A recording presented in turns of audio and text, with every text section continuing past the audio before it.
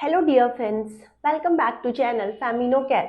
Last की दो videos में हमने बात की थी जेस्टेशनल डायबिटीज़ मेलाइटस कैसे होती है, ओवर डायबिटीज़ मेलाइटस क्या होती है एंड डायबिटीज़ को ड्यूरिंग प्रेगनेंसी डिटेक्ट करने के लिए कौन कौन से टेस्ट किए जा सकते हैं। आज के इस वीडियो में हम बात करेंगे कि अगर जेस्टेशनल डायबिटीज़ मेलाइटस या ओवर डायबिटीज़ आपको डायग्नोस्ड हो चुकी है ड्यूरिंग प्रेगनेंसी तो उसका ट्रीटमेंट क्या क्या होता है एंड इसके ट्रीटमेंट ऑप्शंस के अलावा ये बहुत कॉम्प्लिकेटेड तो नहीं होता है एंड इसको कैसे ट्रीट किया जा सकता है, क्या सिंपल होता है, कॉम्प्लिकेटेड होता है, इन सारे सवालों का आंसर मैं आज आपको इस वीडियो में दूंगी।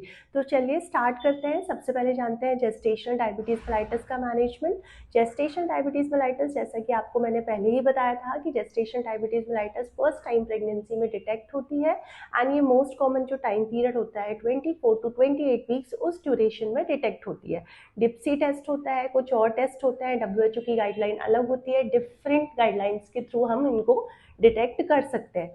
सो अब बात आती है कि अगर हमको प्रेगनेंसी के टाइम डायबिटीज़ डिटेक्ट हो चुकी है तो उसको हम कैसे ट्रीट करेंगे।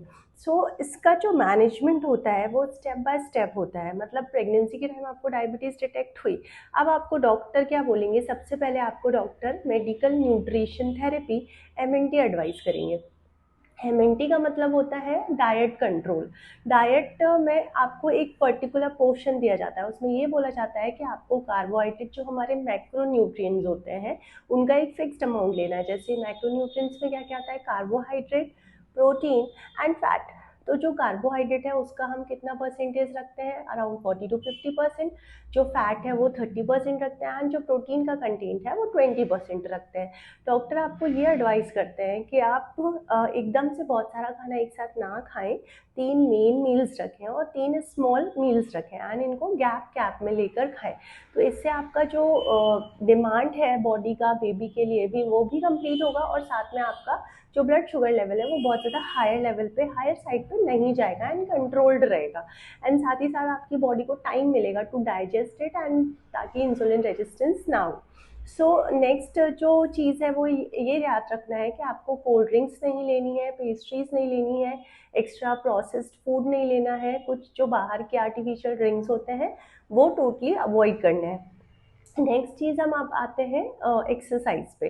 जो एक्सरसाइज है वो हम यूजली एडवाइस करते हैं कि आपको 30 मिनट का वॉक करना है। एक्सरसाइज में mild to moderate exercises advised होते हैं।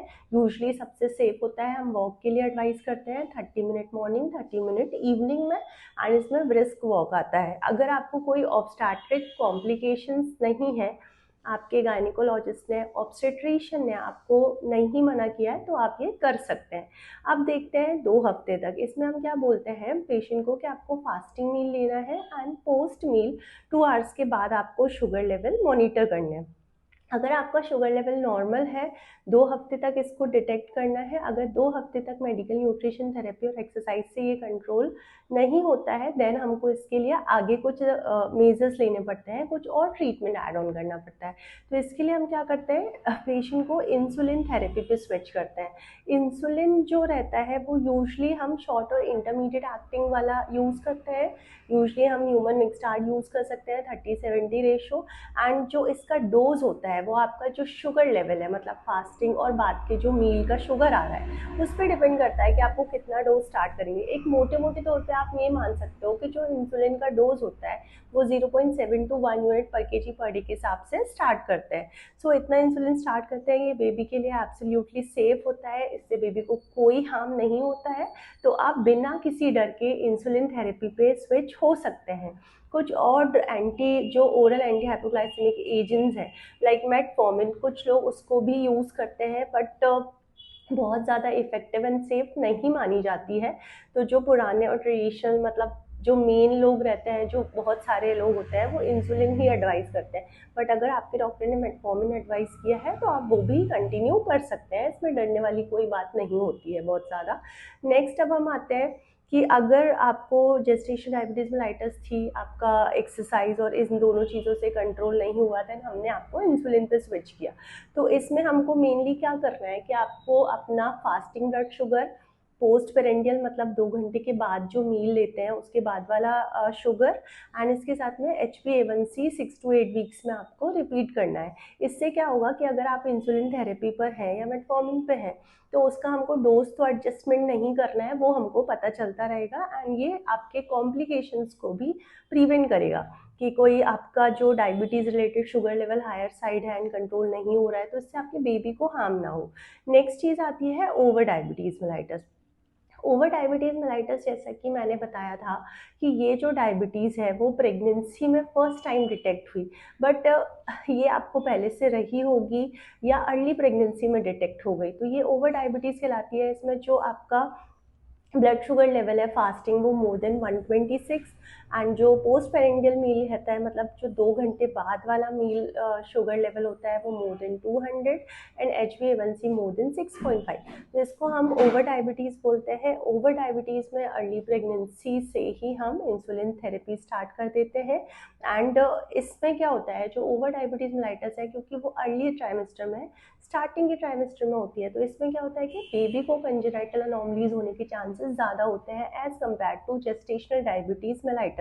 बट अगर आपका शुगर लेवल कंट्रोल है, आप डॉक्टर के गाइडेंस में इंसुलिन ले रहे हैं, आपका शुगर अच्छे से मॉनिटर हो रहा है, तो इससे बेबी के जो कॉम्प्लिकेशंस हैं उसको प्रिवेंट किया जा सकता है। एंड दूसरी इंपॉर्टेंट चीज़ ये होती है कि अगर आपको ऑलरेडी शुगर डायग्नोस्ड हो रखा है प्री प्रेगनेंसी मतलब प्रेगनेंसी के पहले से, तो आप अपने गायनिकोलॉजिस्ट को विजिट करें, वहाँ जाके उनको दिखाएं, तो वो आपकी प्री कंसेप्शनल काउंसलिंग करेंगे एंड वो आपका टाइट शुगर कंट्रोल करेंगे, एंड देन उसके बाद कंसीव करने की सलाह देंगे। तो इससे ये होगा कि आप भी अपने आप को कॉम्प्लिकेशन से प्रिवेंट कर पाएंगे एंड साथ ही साथ अपने बेबी को भी future complication and congenital anomalies से बचा पाएंगे। सो ये चीज़ बहुत इंपॉर्टेंट होती है। इसमें जो इंसुलिन डोज है वो अकॉर्डिंगली रहता है, जैसे आपका fasting blood sugar level and जो post prandial blood sugar level है उसके अकॉर्डिंगली हम स्टार्ट करते हैं। अब हम बात करते हैं कि अगर हमको जेस्टेशनल डायबिटीज़ मेलाइटस थी तो हमारे डिलीवरी के क्या क्या ऑप्शंस होते हैं। तो दोस्तों ऐसा कुछ नहीं है कि अगर आपको जेस्टेशनल डायबिटीज़ मेलाइटस है या ओवर डायबिटीज़ मेलाइटस है तो आपका सिजेरियन सेक्शन ही होगा। आपका normal delivery, normal vaginal delivery का भी ट्रायल दिया जा सकता है, बट इसमें हमें ये देखना पड़ेगा कि अगर आपकी जो प्रेगनेंसी है उसमें कोई कॉम्प्लिकेशंस नहीं है, मतलब आपका शुगर ऑलरेडी कॉम्प्लिकेशन तो है जैसे शुगर डिटेक्ट हो गया, बट आपका जो शुगर लेवल है वो कंट्रोल्ड है एंड बेबी की ग्रोथ नॉर्मल हो रही है, तो 39 वीक्स तक वेट किया जा सकता है। बट अगर आपकी शुगर कंट्रोल नहीं हो रही है ड्रग लेने के बाद, MNT के बाद, इंसुलिन के बाद भी, तो आपके जो डॉक्टर हैं वो आपकी डिलीवरी पहले भी प्लान कर सकते हैं। वो आपके ऑब्स्टेट्रिक स्कोर एंड बाकी चीज़ों पे डिपेंड करेगा कि उनको सेक्शन लेना है या फिर वेजाइनल डिलीवरी का ट्रायल देना है। सो ऐसा तो बिल्कुल नहीं है कि डिलीवरी जो है वो वेजाइनली नहीं हो सकती है अगर आपको डायबिटीज़ है। अगर आपको ऑब्स्टेट्रिक कॉम्प्लिकेशन है तो वो एक डिफरेंट सिनेरियो होता है एंड उसके अकॉर्डिंगली वी डिसाइड कि हमको क्या करना है। एंड देन नेक्स्ट हम ये बात करते हैं कि जो मोस्ट ऑफ द पेशेंट्स होते हैं GDM वाले, अगर उनको जेस्टेशनल डायबिटीज़ मेलाइटस है तो वो डिलीवरी के बाद पोस्टमार्टम धीरे धीरे ठीक होने लग जाती है। सो हम 6 वीक्स पे एडवाइस करते हैं कि आप फिर से अपना शुगर लेवल करवाएं, एंड अगर उसमें शुगर लेवल नॉर्मल रेंज में आता है मतलब आपका शुगर ठीक हो गया, लेकिन कुछ पेशेंट्स ऐसे होते हैं जिनमें जो GDM है वो परसिस्ट कर सकती है एंड वो टाइप 2 डायबिटीज़ मेलाइटस या ओवर्ट में या क्रॉनिक डायबिटीज़ में कन्वर्ट भी हो सकती है। सो इन सारे कॉम्प्लिकेशंस को प्रिवेंट करने के लिए सबसे अच्छी चीज़ ये है कि जब भी आप प्रेग्नेंट हैं तो timely blood sugar level check कराएं, डॉक्टर के पास जाएं, विजिट करें। एंड अगर आपको पहले से डायबिटीज़ है तो सबसे इम्पॉर्टेंट यह है कि पहले आप अपना शुगर लेवल कंट्रोल करें, हेल्दी डाइट अडॉप्ट करें, डॉक्टर की एडवाइस एंड गाइडेंस से प्रॉपर ट्रीटमेंट लें एंड उसके बाद अपना कंसेप्शन प्लान करें। सो ये छोटे छोटे कुछ इफेक्टिव मेजर्स होते हैं जिसके थ्रू आप अपने आप को प्रिवेंट कर सकते हैं, अपने बेबी को कॉम्प्लिकेशन से प्रिवेंट कर सकते हैं। सो दोस्तों अगर ये वीडियो आपको हेल्पफुल लगा हो तो ज़रूर शेयर करें अपने फैमिली एंड फ्रेंड्स के साथ। मिलते हैं नेक्स्ट वीडियो में, तब तक के लिए stay tuned and bye bye.